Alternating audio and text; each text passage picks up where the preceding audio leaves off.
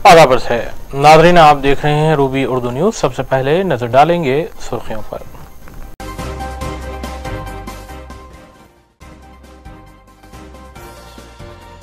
सदर मजलिस बैरिस्टर असदुद्दीन ओवैसी ने हैदराबाद की बावखार नशिस्त के लिए अपना पर्चा नामजदगी किया दाखिल। बहादुरपुरा हल्के से इंतखाबी मुहिम का किया आगाज।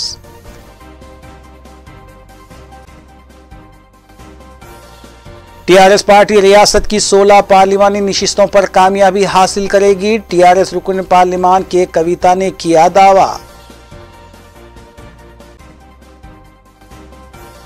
मजलिसी अराकीन असम्बली ने भी पार्लिमानी इंतखाबात के लिए इंतखाबी मुहिम का किया आगाज। हल्के असम्बली मलकपेट में रुकन असम्बली अहमद बलाला ने चलाई इंतखाबी मुहिम। 2 आदी रहजन गिरफ्तार, 3 लाख रुपए मालियती अशिया की गई जब्त। West zone task force team ने की कार्रवाई। देखते हैं खबरों की तफसील। सदर कुल इत्तेहादुल मुस्लिमीन बैरिस्टर असदुद्दीन ओवैसी ने हैदराबाद पार्लिमानी हल्के से अपना पर्चा नामजदगी दाखिल किया। उन्होंने पर्चा नामजदगी डिस्ट्रिक्ट कलेक्टर हैदराबाद के हवाले की। इस मौके पर मजलिस रुकन असम्बली सैयद अहमद पाशा कादरी भी मौजूद थे।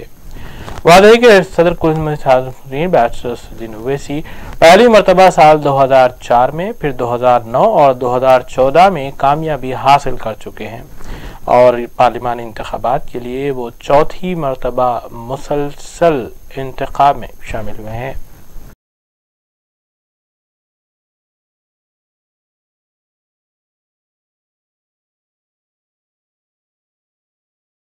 सदर कुल मुस्लिमीन और रुकन पार्लिमान हैदराबाद बैरिस्टर असदुद्दीन ओवैसी ने अपना पर्चा नामजदगी दाखिल करने के बाद पार्लिमानी इंतखाबी मुहिम का आगाज हल्के असम्बली बहादुरपुरा से किया। हल्के असम्बली बहादुरपुरे में पार्लिमानी इंतखाबात के सिलसिले में रुकन पार्लिमान हैदराबाद बैरिस्टर असदुद्दीन ओवैसी ने नवाब साहब कुंटा और उसके अतराफ व अकनाफ के इलाकों का पैदल दौरा किया और आवाम से मुलाकात करते हुए अपनी इंतखाबी मुहिम का आगाज़ किया। उन्होंने मुसलमानों से आपसी इत्तेहाद बरकरार रखने पर जोर दिया और कहा कि आने वाला पार्लिमानी इंतखाब काफ़ी अहमियत का हामिल है। मुसलमान मजलिस के हक़ में वोट देकर अपनी जमात को कामयाब बनाएं। इस मौके पर रुकन असम्बली मोहम्मद मौज़म खां के अलावा मजलिसी डिवीजन कॉर्पोरेटर्स भी मौजूद थे। पार्लिमानी इंतखाबात के सिलसिले में कुल हिंद मजलिस इत्तेहादुल मुस्लिमीन के कायदीन की जानिब से इंतखाबी मुहिम का आगाज किया गया है। इस सिलसिले के तहत हल्के मलकपेट के रुकन असम्बली अहमद बलाला ने हल्के के मुख्तलिफ इलाकों में इंतखाबी मुहिम चलाई। रुकन असम्बली हल्के मलकपेट अहमद बलाला ने पीर को बल्दी डिवीजन ओल्ड मलकपेट के इलाके न्यू वाटर टैंक, मस्जिद अबू बकर, चुन्नू मियाँ बाड़ा, मस्जिद ज़ियाउल हक, वाहिद नगर गली ए नंबर 1 और दीगर इलाकों का पैदल दौरा करके आवाम से फ़र्दन फ़र्दन मुलाकात की। अहमद बलाला ने आने वाले पार्लिमानी इंतखाबात में हल्का हैदराबाद से सदर मजलिस बैरिस्टर ओवैसी के हक़ में अपने वोट का इस्तेमाल करने की अपील की।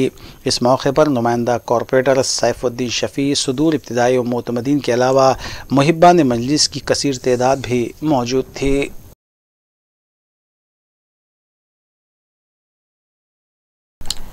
दोनों रियासतों के मुश्तरका गवर्नर ESL नरसिम्हन ने ई पेमेंट सर्विस को मुतारिफ करवाने 18 से 25 मार्च तक के तरबियती प्रोग्राम का आगाज किया। बाद उन्होंने बताया कि तेलंगाना रियासत सोशल सिक्योरिटी और मईशत को बेहतरी के लिए इक़दाम कर रही है। उन्होंने बताया कि इससे इस्तेफादे की ज़रूरत है और आगे तरबियती प्रोग्रामों का इनेकाद काबिल सताइश इक़दाम है। E-payments and social security.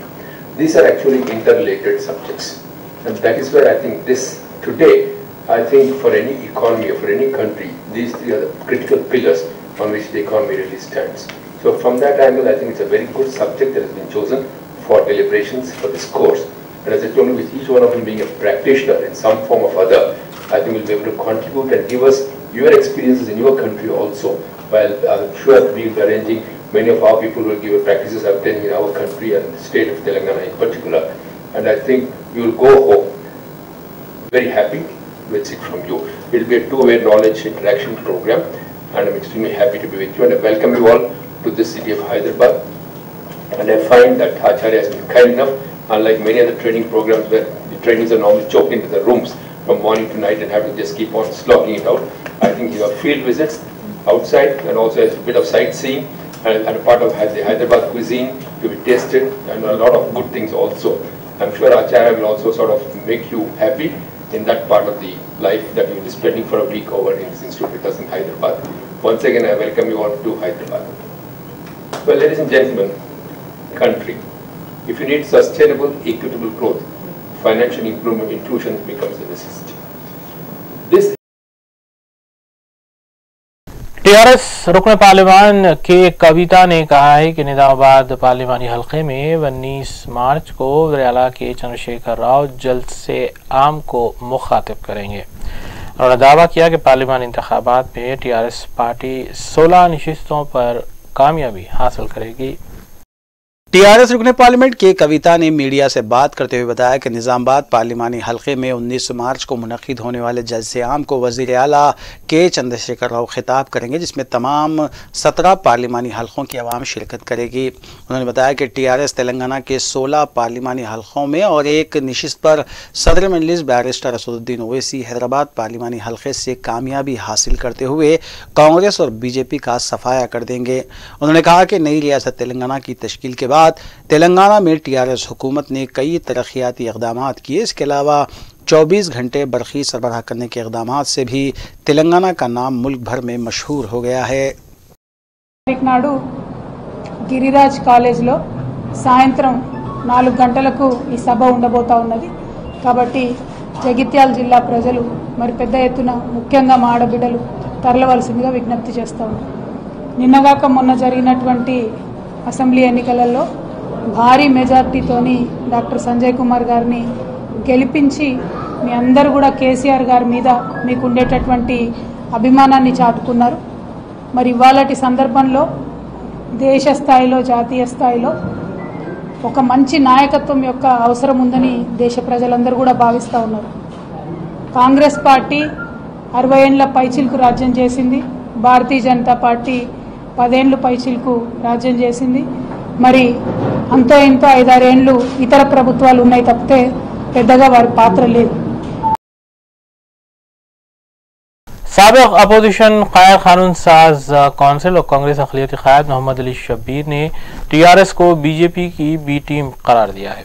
उन्होंने कहा है कि केसीआर और केटीआर आवाम को गुमराह कर रहे हैं कि तेलंगाना से टीआरएस 16 नशिस्तें हासिल करेगी, जबकि ये दावा खोखला है।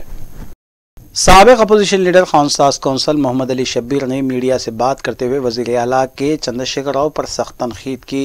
उन्होंने वज़ीर-ए-आला पर इल्ज़ाम आयद किया कि उन्होंने कांग्रेस के एक रुकन असम्बली को 25 करोड़ रुपए में ख़रीदा है और टीआरएस में शामिल करने के लिए गैर जमहूरी तरीक़ेकार का इस्तेमाल किया है। उन्होंने बताया कि टीआरएस बीजेपी की बी टीम है और इसीलिए कांग्रेस कायदीन कह रहे हैं कि टीआरएस और वज़ीर-ए-आला के चंद्रशेखर राव ने वज़ीर-ए-आज़म के हर फैसले की तायीद की है, चाहे वो मुसलमानों के लिए 3 तलाक का मसला हो या बड़े नोटों की मनसूखी या फिर जीएसटी का मामला हो। उन्होंने वज़ीर-ए-आला के चंद्रशेखर राव और टीआरएस वर्किंग प्रेसिडेंट केटी रामाराव की जानिब से 16 अरकान पार्लियामेंट मुंतखब होने पर तेलंगाना की तरक्की के इक़दामात को मुज़हका ख़ैज़ करार देते हुए ये दरियाफ़्त किया कि गुज़िश्ता 5 साल से 15 अरकान पार्लियामेंट रखने के बावजूद क्यों मुसलमानों को 12% तहफ़्फ़ुज़ात और बैरम स्टील फैक्ट्री का क़याम और कालेश्वरम आबपाशी प्रोजेक्ट को कौमी दर्जा नहीं दिलवाया गया। सीनियर कांग्रेस कायद हनुमंत राव ने सदर तेलंगाना प्रदेश कांग्रेस कमेटी उत्तम कुमार रेड्डी पर शदीद तनकीद की है। उन्होंने कहा है कि अरकान असम्बली के टी रामाराव केसीआर से मुलाकात के बाद इन कायदीन के खिलाफ कोई कार्रवाई न करने पर उत्तम कुमार रेड्डी तनकीद के दहाने पर हैं।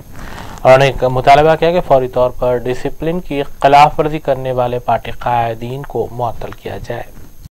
सीनियर कांग्रेस कायद वी हनुमंत राव ने मीडिया से बात करते हुए कांग्रेस के ऐसे अरकान असम्बली जो कांग्रेस पार्टी से फंड लेकर और पार्टी के ही एजेंडे पर वोट हासिल करते हुए टीआरएस में शामिल हो रहे हैं, उन्हें धोखेबाज करार दिया।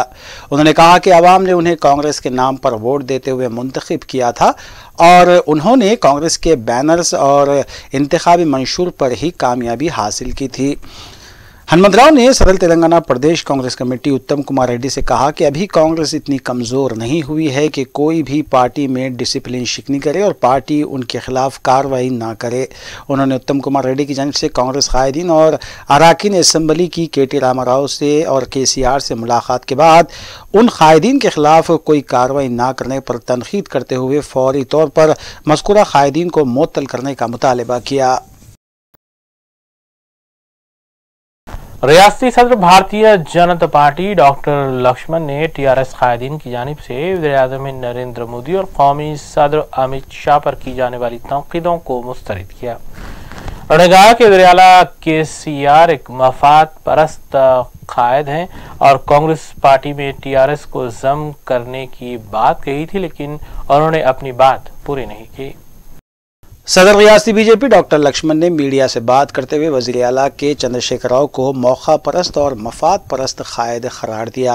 उन्होंने बताया कि वो कोई चीज़ हासिल करना चाहते हैं तो उस वक्त किसी भी कायद की सताइश करते हैं और जब उनसे मफाद और ज़ाती फ़ायदा हासिल हो जाता है तो उनका ही सफाया करने की हिकमत अमली इख्तियार की जाती है।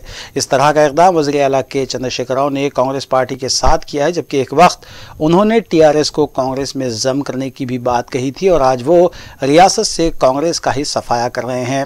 सदर रियासती बीजेपी डॉक्टर लक्ष्मण ने करीमनगर के जलसे में वज़ीर-ए-आज़म नरेंद्र मोदी, कौमी सदर बीजेपी अमित शाह पर की जाने वाली तनकीदों को मुस्तरद करते हुए कहा कि मरकज में दोबारा एनडीए फिर से बरसर इख्तिदार आएगी।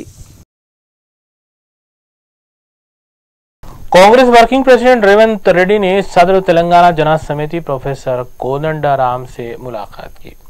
उन्होंने मुलाकात के दौरान मल्काजगिरी पार्लिमानी हल्के से उनकी तायीद करने की अपील की। वाजा रेवंत रेड्डी और कोदंडाराम ने मीडिया से बात करते हुए बताया कि सेक्युलर जमातों का मकसद ये है कि मरकज में बीजेपी को इख्तिदार से रोका जाए। उन्होंने कहा कि इस मकसद के तहत तेलंगाना में टीआरएस को शिकस्त से दो चार किया जाना चाहिए। మన స్టేట్లో state income highest income from liquor ఇండియాలో highest liquor sale Telangana so ఒక నిమిషం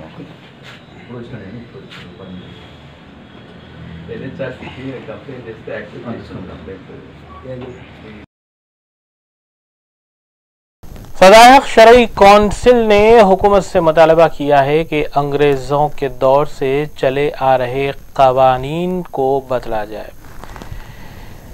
जनरल सेक्रेटरी मोहम्मद मोइनुद्दीन ने इस सिलसिले में मीडिया कॉन्फ्रेंस की और तफसीलात बताई। सदाए-हक शरई कौंसिल ने हुकूमत से मुतालबा किया है कि साम्राजी क़वानीन को बदलने या मुनासिब तरामीम के लिए ज़रूरी इक़दामात किए जाएँ। सेक्रेटरी सदाए-हक शरई कौंसिल मोहम्मद मोइनुद्दीन ने मीडिया कॉन्फ्रेंस से मुखातिब करते हुए बताया कि सूली सुराबजी कमेटी की पेश करदा मॉडल पुलिस एक्ट 2006 पर अमल आवर ज़रूरी है क्योंकि साम्राजी क़वानीन आज़ाद हिंदुस्तान में अब तक जारी है। उन्होंने बताया कि मुल्क में मज़कूरा साम्राजी क़वानीन के अलावा ख़तरनाक क़वानीन जैसे मीसा, टाडा और पोटा वगैरह बनाए गए हैं जो लाखों इंसानों की जिंदगियां बर्बाद कर रहे हैं। उन्होंने पुलिस की जानिब से की जा रही घर घर तलाशी मुहिम को भी तनकीद का निशाना बनाया और कहा कि इस सिलसिले में सिविल सोसाइटी को रात देर गए तकलीफ का सामना है जो बंद होनी चाहिए। ये बड़े लोग इस बात कही कि ये जो क़वानीन अंग्रेज़ों ने बनाए हैं और अंग्रेज़ों ने इस नीयत से बनाए ये क़वानीन कि ग़ुलाम मुल्क के ग़ुलाम बाशिंदों को कैसे शिकंजे में कस कर रखा जाए, इस नीयत से बनाए और आज़ादी से पहले। मगर ये इंतहाई अफसोस के साथ कहना पड़ता है कि सारे क़वानीन आज तक भी वैसे ही चल रहे हैं और जबकि बड़े बड़े दानिशवरों ने ये लिखा है कि इन क़वानीन में बहुत सी बातें कॉन्स्टिट्यूशन दस्तूर के ख़िलाफ़ भी हैं और वर्ल्ड लीग में जो बातें पसंद की गई थी, जिसको मानी गई थी, उनके भी ख़िलाफ़ है। तो ये सारा मवाद मेरे पास है।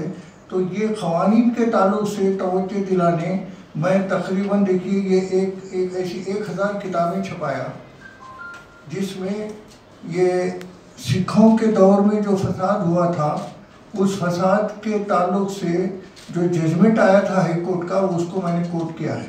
मुख्तसरन इस बारे में इस कॉन्फ्रेंस में मैं एक बात जो अहम पेश करना चाहता हूँ वो ये है कि ये जितने क़वानीन हैं, क्रिमिनल एक्ट और पुलिस एक्ट, इनकी वजह CRPC ये सब अंग्रेज़ों के दौर के बनाए हुए हैं। इनमें तब्दीली या मॉडिफिकेशन की ज़रूरत है। इन क़वानीन के होते हुए लोगों को इंसाफ मिलना बहुत दुश्वार है, बहुत मुश्किल है। और दूसरी बात ये कि पुलिस के जो अंदाज है, जो बिहेवियर है, जो अंदाज कारकर्दगी है, उसको सुधारने की खातिर जो कमेटी सोली सोराब जी की सरपरस्ती में बनाई गई थी, उन्होंने एक जो रिपोर्ट दी है उस रिपोर्ट पर अमल आवरी होना, उस पर बहस होना है। इसको 12 साल से कोने में डाल दिया गया है। Model police act 2006। मीडिया में बरसर-ए-कार क्रिकेट खिलाड़ियों के लिए मुनक्किद की जाने वाली मुल्क की मुनफरिद cricket league media premier league season 3 का रंगारंग आगाज हुआ। मुशीर तेलंगाना हुकूमत AK खान ने विनर्स ट्रॉफी की रस्म रोनुमाई और जर्सी भी लॉन्च की। तकरीब में सरनशीन रियासती वक्फ बोर्ड मोहम्मद सलीम ने मेहमान एजाजी के तौर पर शिरकत की और खिताब भी किया। ऑर्गेनाइजर शेख अहमद ने मेहमान और शुरका का खैर मकदम किया, जबकि vice president SM Rafi, general secretary Naeem Gauri के अलावा शरीक होने वाली मीडिया क्रिकेट टीमों के कप्तान भी इस तकरीब में मौजूद थे।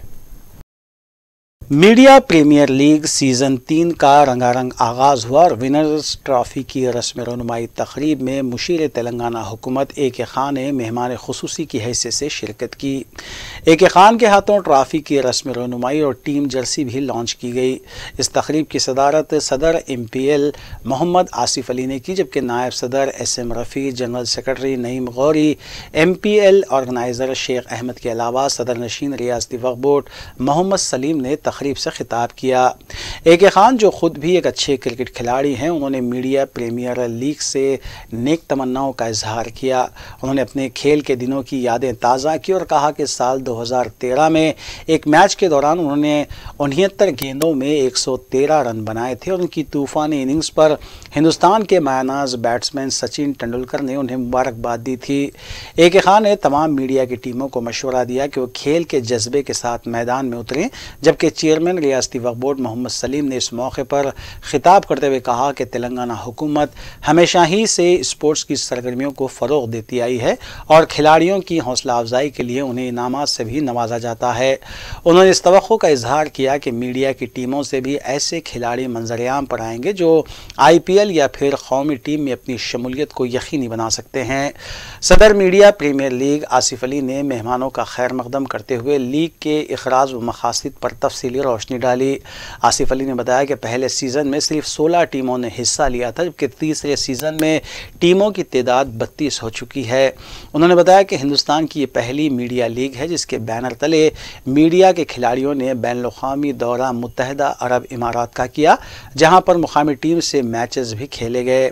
मीडिया प्रीमियर लीग सीज़न 3 का आगाज़ शो मैच से पीर को हुआ, जिसके दौरान विजय आनंद ग्राउंड पर AK खान 11 और MPL टीमों के दरमियान मुकाबला हुआ। तकरीब में ड्रॉ भी उठाए गए और मैचेस के ताल्लुक़ से मीडिया को तफसीलात बताई गई। ऑर्गेनाइजिंग टीम की जानिब से मेहमानों को हदिया गुल पेश किया गया और शाल पोशी की गई। तकरीब में स्पॉन्सर्स के अलावा तमाम टीमों के कप्तान और खिलाड़ी भी मौजूद थे। टीमों को मीडिया प्रीमियर लीग की जानिब से क्रिकेट ड्रेसेस भी तकसीम किए गए। जनरल सेक्रेटरी नईम गौरी के शुक्रिया पर तकरीब का अख्तिताम अमल में आया। इस मौके पर फैयाज़ खान, मतीन खान, सैयद सिराज, मोहम्मद फ़ारूक और मोहम्मद सलीम के अलावा दीगर भी मौजूद थे।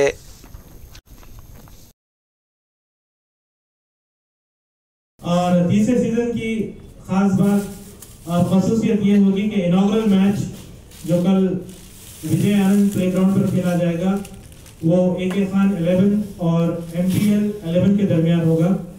इससे पहले जैसा कि हैदराबाद सिटी पुलिस और मीडिया क्रिकेट टीम के दरमियान हमारा इनॉग्रल मैच हुआ था, उसी रिवायत को बरकरार रखते हुए हमने इस मरतबा AK खान 11 और MPL 11 के दरमियान इनॉग्रल मैच रखा है, जो कल सुबह Vijay Anand ground ring road पर खेला जाएगा। सर, मैं आपको ये भी बताना चाहता हूँ, क्रिकेट लीग है जिसमें मीडिया की क्रिकेट टीम्स, खासकर इलेक्ट्रॉनिक मीडिया, प्रिंट मीडिया और सोशल मीडिया से भी हमने टीमों का इंतखाब किया है।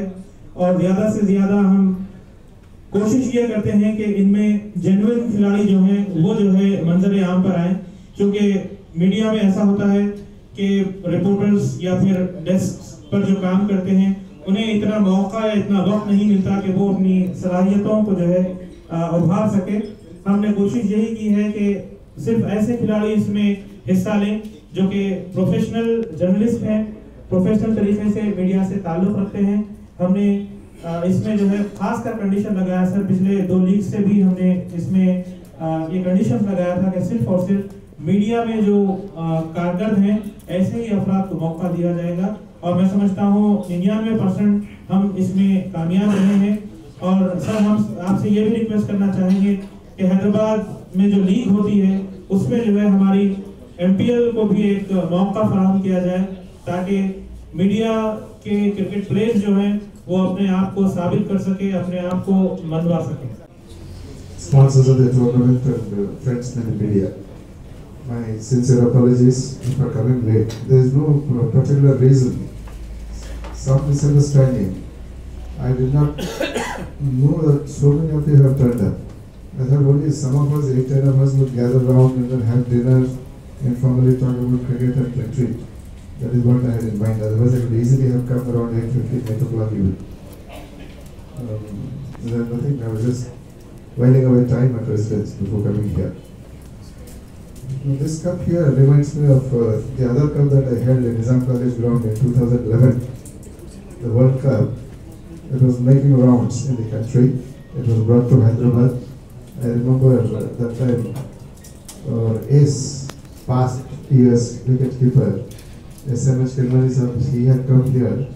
He requested me to launch the cup in Hyderabad. I was Commissioner of Police at that time.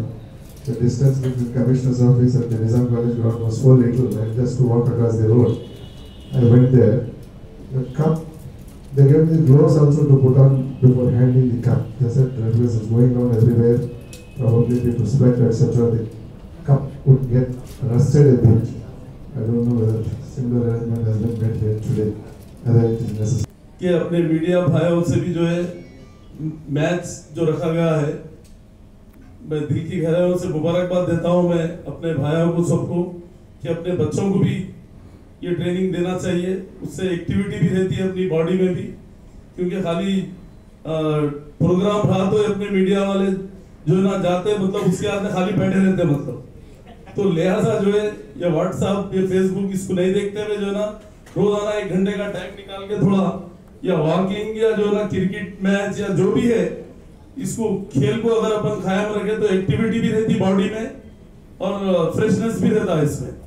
तो बहरहाल आप लोगों से गुजारिश है कि ये भी करते हुए जो है ना 5 टाइम की नमाज की भी पाबंदी करे तो मेहरबानी होगी आप लोगों की, क्योंकि नमाज भी एक ऐसी चीज है, एक तो अल्लाह की इबादत भी हुई, फिर दूसरी चीज अपने को जो है ना एक्सरसाइज भी थोड़ी बहुत एक्सरसाइज भी हो जाती है उसमें, और नमाज की पाबंदी होने से अपने जो भी परेशानियां हैं अपने भाइयों के जो भी है ये सब दूर हो जाते हैं इससे। नमाज एक ऐसी चीज है पूरे बुराइयों को भी दूर करती है इसमें। ये तो अपनी एक तिजारत भी है मीडिया के हिसाब से वो भी करिए आप। जैसा क्रिकेट का भी जो एक अच्छा प्रोग्राम है मैं इसको मुबारकबाद देता हूँ, और मेरे तरफ से भी जो भी ताउन है जब भी और हमारे गवर्नमेंट से भी कुछ है तो हम लोग AK खान साहब हमारे CM साहब के गवर्नमेंट के एडवाइजर है, उन्होंने बिल्कुल आप लोगों को हम सब मिलके जो है ना बराबर जो भी ताउन होना है गवर्नमेंट से भी कराएंगे। आइए देखते हैं फिर के बात की खबरें। अलवाल पुलिस स्टेशन हुदूद में खातून के कत्ल की वारदात पेश आई, जिसे मुबैना तौर पर उसके शौहर ने कत्ल किया है। मुतालिका पुलिस ने इस सिलसिले में केस दर्ज किया और मसरूफ तहकीकात है। अलवाल पुलिस स्टेशन हुदूद में कत्ल की वारदात पेश आई। तफसीलात के मुताबिक 28 साला बी देविया साकिन हरिजन बस्ती ओल्ड अलवाल को उसके शौहर 34 साला वेंकटेश ने कुल्हाड़ी से हमला करके कत्ल कर दिया। 2010 में उनकी शादी हुई थी और उन्हें 2 बच्चे भी हैं। अच्चमपेट में वाक़ प्लाट की फ़रोख्त के सिलसिले में दोनों में झगड़ा हुआ, जिस पर वेंकटेश ने कुल्हाड़ी से वार करके अपनी बीवी का काम तमाम कर दिया। देविया की बहन शिवा लीला की शिकायत पर अलवाल पुलिस ने कत्ल का मुकदमा दर्ज करके तहकीकात का आगाज़ कर दिया है। मार्केट पुलिस स्टेशन हुदूद के इलाके में कत्ल की वारदात पेश आई। तफसीलात के मुताबिक 50 साल राव से 19 साल सिनात ने शराब नोशी के बाद बहस और तकरार की और फिर ट्यूबलाइट फोड़कर उस पर वार किया। शदीद हालत में राजीव गांधी हॉस्पिटल मुंतकिल किया गया, जहां कहा जाता है कि रास्ते ही में उसकी मौत वाक़ हो गई। इत्तला मिलते ही मार्केट पुलिस ने इस सिलसिले में केस दर्ज किया और मसरूफ़ तहक़ीक़ात है।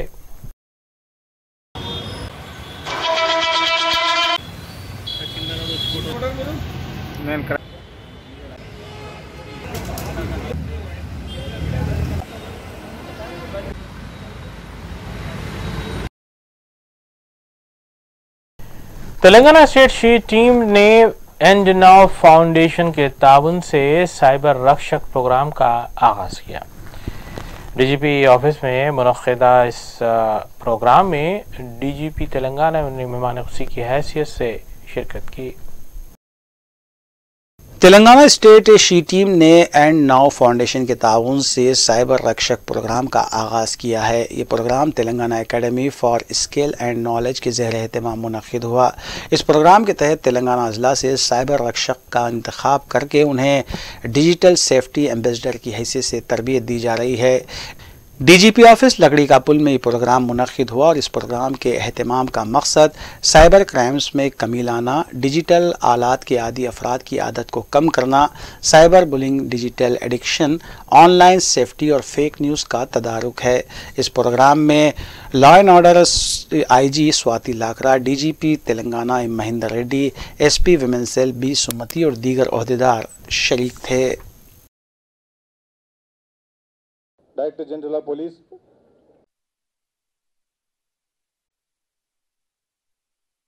ఈ సైబర్ రక్ష ప్రోగ్రాం గురించి ఇక్కడ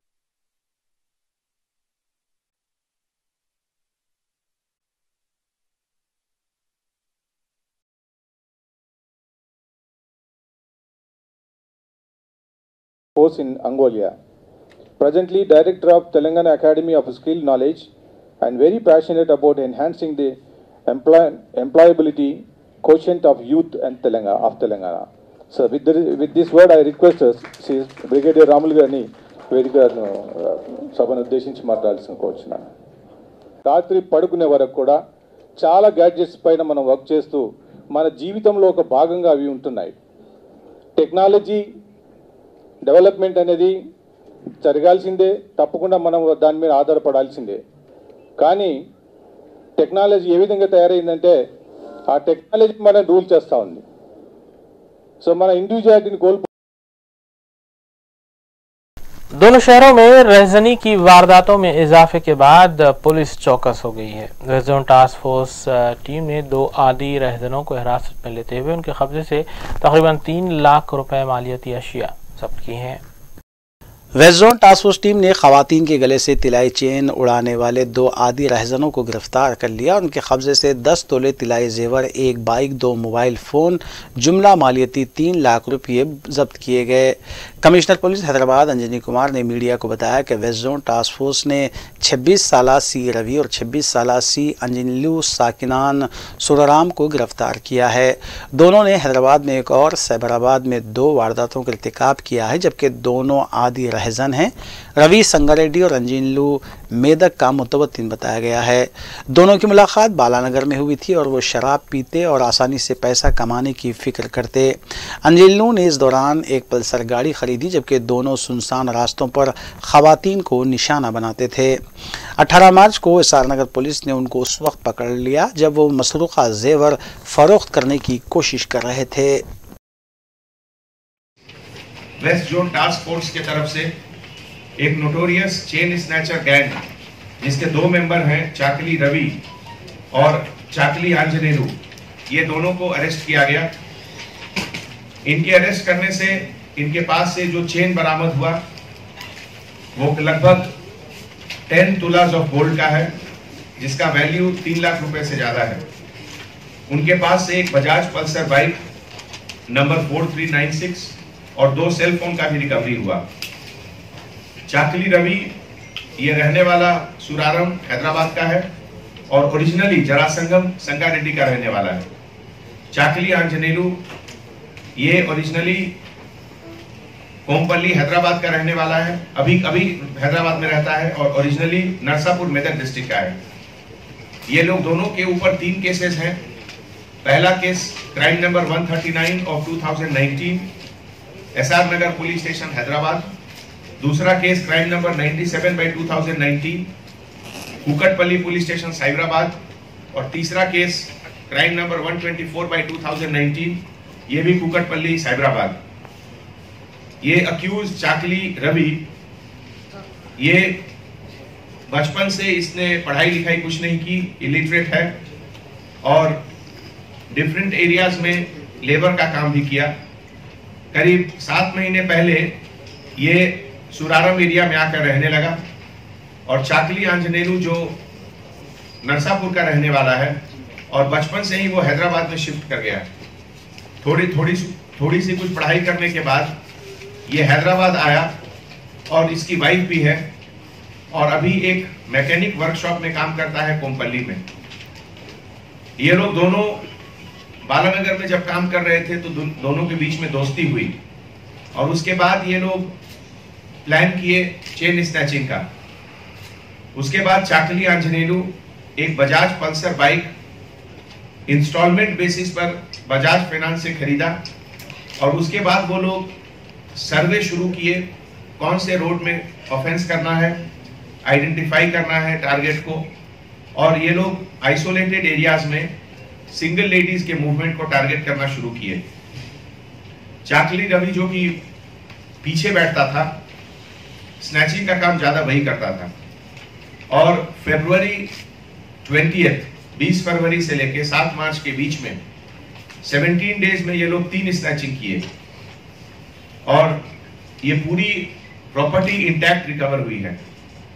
इसके रिकवरी के पीछे टास्क फोर्स की टेक्निकल टीम की तरफ से 300 से ज्यादा सीसीटीवी कैमरास का वीडियो फुटेज एनालिसिस किया गया। ये पूरे काम में लगभग 2 हफ्ते का टाइम लगा। आखिर में हम खबरें एक बार फिर।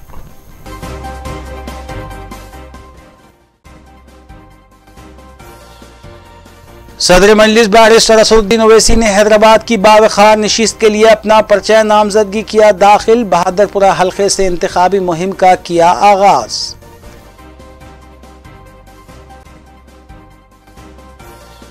टीआरएस पार्टी रियासत की 16 पार्लिमानी नशिस्तों पर कामयाबी हासिल करेगी। टीआरएस रुकन पार्लिमान के कविता ने किया दावा। मजलिसी अराकीन असम्बली ने भी पार्लिमानी इंतखाबात के लिए इंतखाबी मुहिम का किया आगाज। हल्के असम्बली मलकपेट में रुकन असम्बली अहमद बलाला ने चलाई इंतखाबी मुहिम। 2 आदि रहजन गिरफ्तार, 3 लाख रुपए मालियती अशिया की गई जब्त। West zone task force team ने की कार्रवाई। इसी के साथ रूबरू न्यूज यहीं इख्तिताम पजीर होती हैं। रियासती, कौमी और बैनुल-अक़वामी खबरों के लिए देखते रहिए रूबरू न्यूज। हम इस उम्मीद के साथ आपसे इजाजत लेंगे कि आपका आने वाला दिन अच्छा होगा। अस्सलाम वालेकुम।